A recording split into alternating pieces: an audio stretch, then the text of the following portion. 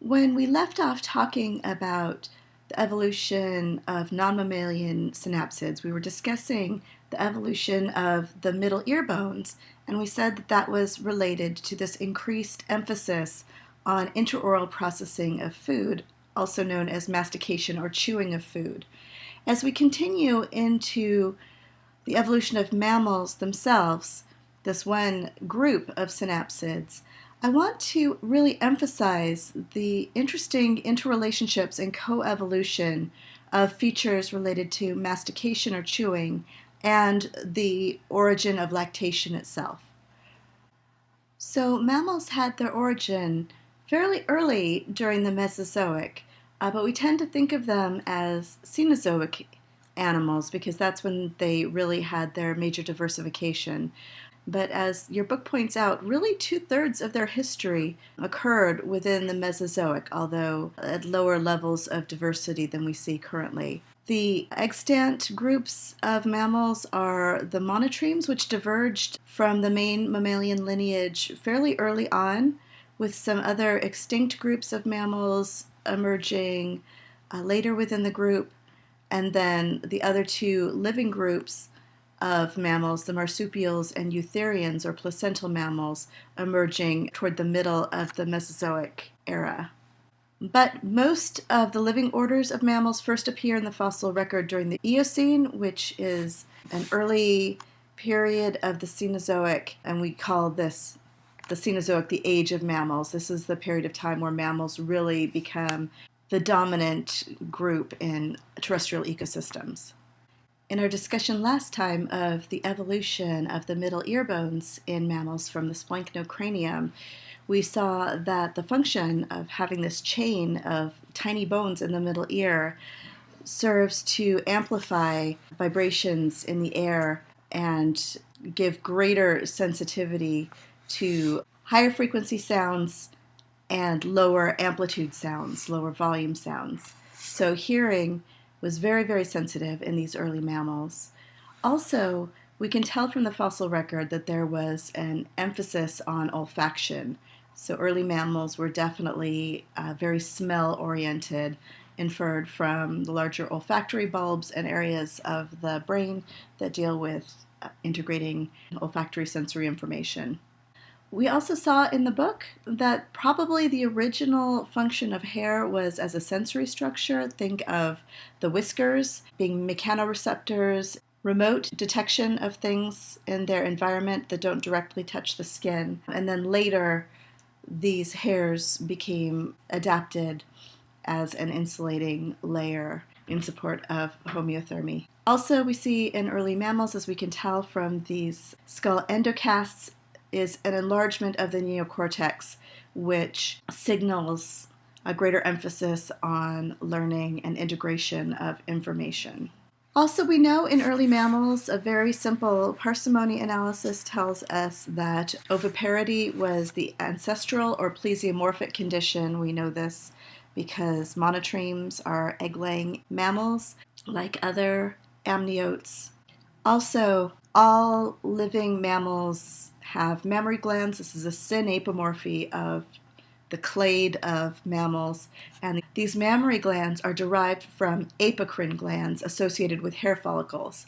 And we discussed also in class last time that a possible function of these before they were producing enough milk to actually nourish and raise young was possibly for immune defense, having an antimicrobial property, so to lower the microbial load on the eggs themselves, on the surface of the eggs.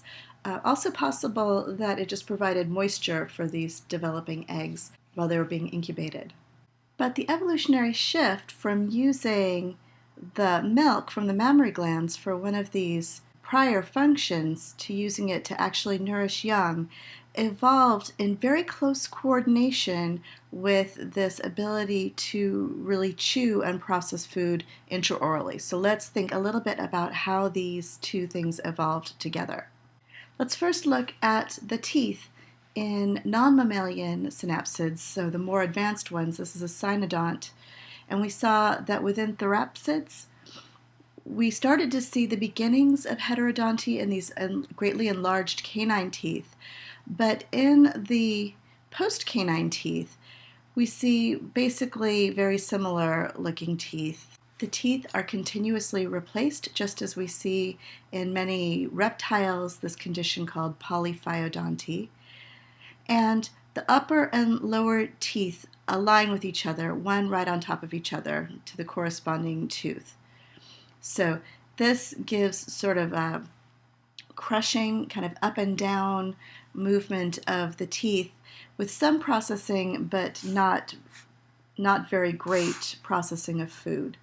As we go into the earliest mammals, we see some changes in the teeth. So we now start to see some differentiation in those post-canine teeth into premolars and molars that are going to be structurally and functionally different. The premolars are replaced once, so we've got a set of milk teeth and a set of permanent. The molars don't erupt until later in life, so they are not replaced. These are the so-called wisdom teeth that you get later in childhood. And we start to see these cusps on the teeth being lined up in a row, and the upper and lower teeth are offset from each other. So there's occlusion between the upper and lower rows of teeth, but it's through this interdigitation. So you see this central tooth comes down between these two, and the central cusp kind of fits between the two side cusps on the teeth below it. So now what we're starting to see is a more shearing or slicing type of processing of food in the post-canine teeth. And if we look a little bit closely at the way these teeth are arranged, this is the same species of mammal that we see pictured here. This is one of its teeth. And again, you see these cusps lined up in a straight row, and these are sort of blade-like shearing, slicing teeth. As we go into more advanced mammals, into the holotherian mammals, what we start to see is that these three cusps form a triangle shape, and the upper and lower teeth are going to occlude together in this very precise way, with the central cusp of the upper tooth fitting in between the two smaller cusps and the lower tooth, and vice versa. So it's this reversed triangle occlusion that we see in more advanced mammals. So this very precise occlusion really can only happen once the teeth in the jaw are fully grown and in their final state. There's no way to maintain this very precise occlusion as the jaws and teeth are growing.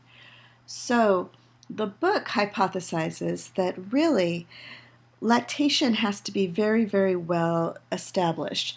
Mothers need to be able to provide that milk to their young until these final teeth erupt that are going to occlude in this very precise way before they're fully able to process food using this grinding surface, right? Now that these are occluding in this way, this becomes more of a grinding tooth rather than a shearing tooth to really, really grind up and process the food in a very fine way.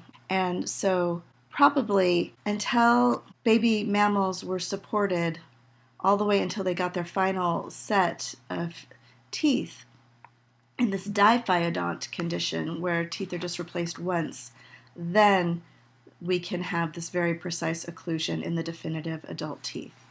So just to look at this in a slightly different view, we're going from these jaws that are basically slicing jaws, where the upper and lower teeth meet together in this kind of shearing way with this simple straight up and down movement of the jaw, to this precisely occluding kind of tooth.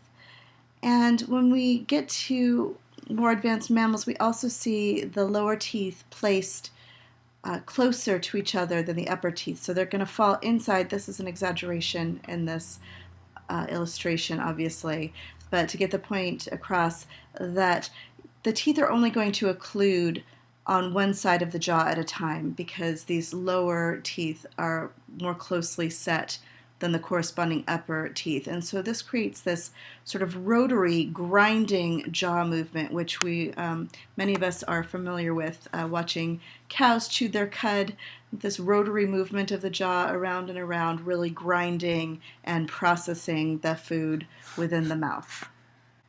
Also associated with the onset of chewing and the ability to suckle in newborn mammals is changes in the musculature surrounding the neck and face. So in the lizard pictured here, we see this large muscle surrounding the throat called the constrictor coli muscle. And so the main function of this muscle is to help that lizard swallow large unprocessed chunks of food. So as in the mammalian lineage, we started to rely more on intraoral processing of food, chewing it up and then swallowing food in a discrete bolus. The function of this muscle was not quite so necessary. We don't necessarily need quite so much muscle to move these smaller, better processed chunks of food.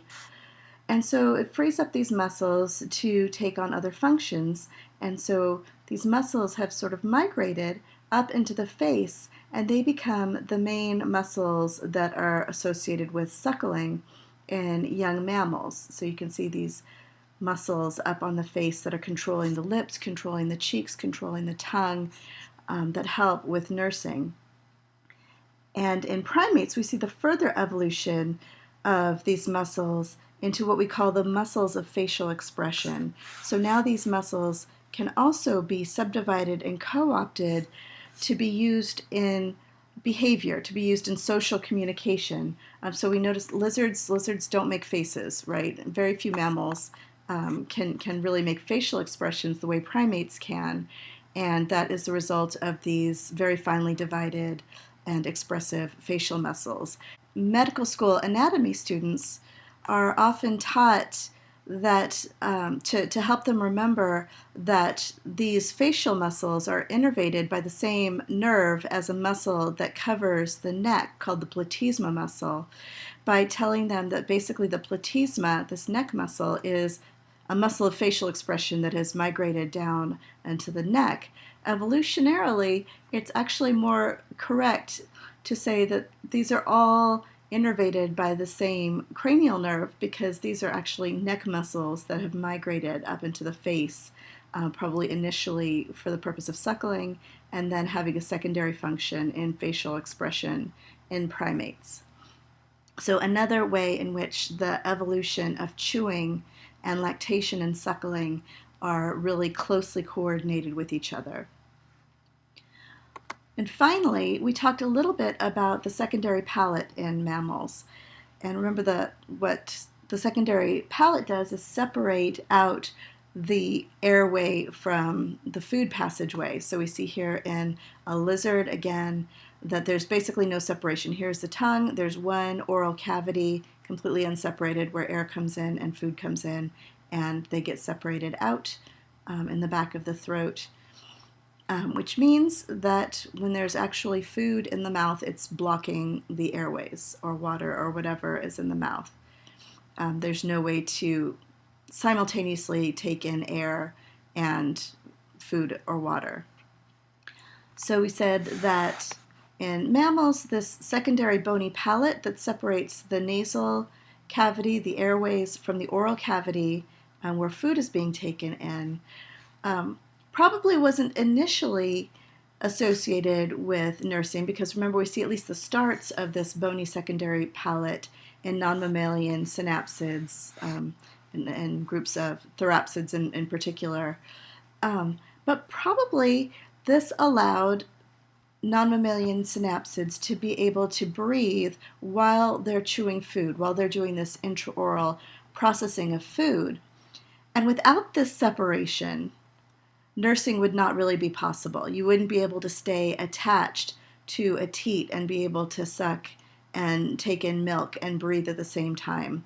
It just wouldn't work. So we can say that this was probably this formation of the secondary palate that separates the airway from the food passageway was a necessary precondition for the origin of lactation and suckling. So what we're going to want to do in class on Wednesday is really think about integrating these two functions of lactation and mastication in the evolution of these different features of mammals. So we're going to want to create some kind of diagram, concept map, some kind of a conceptual tool that really shows all of these interrelationships between lactation, mastication, and these different mammalian features we've been talking about. So again, please make sure you bring in your detailed notes from this web lecture so that you are ready to jump in on Wednesday and talk about integrating all of these different concepts.